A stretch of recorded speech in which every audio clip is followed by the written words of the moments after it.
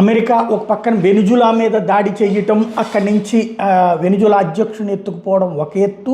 ఆ తర్వాతన రష్యాకి సంబంధించినటువంటి జెండాతో ఉన్నటువంటి ఆయిల్ నౌకని స్వాధీనం చేసుకోవడం అది ఇంకొక ఎత్తు. అందులో ఉన్నటువంటి రష్యన్ పౌరుల్ని మాత్రం వదిలిపెట్టింది, అది వాళ్ళ ఆధీనంలో పెట్టుకుంది.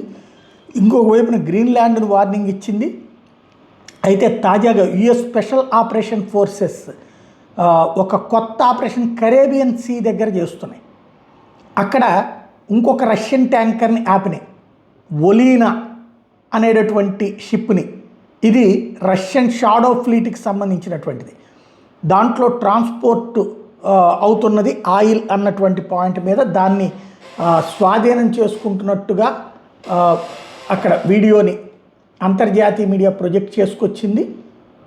ఏవైతే అమెరికన్ స్పెషల్ ఫోర్సెస్కి సంబంధించినటువంటి దళాలు కొత్తగా మరొక రష్యన్ వాణిజ్య నౌక మీదకి వెళ్ళి ఆ నౌకని నిలుపు చేయడం, ఒలీనా రష్యన్ ట్యాంకర్ని, అంటే మరొక నౌకని స్ట్రక్ చేసేసింది అమెరికా.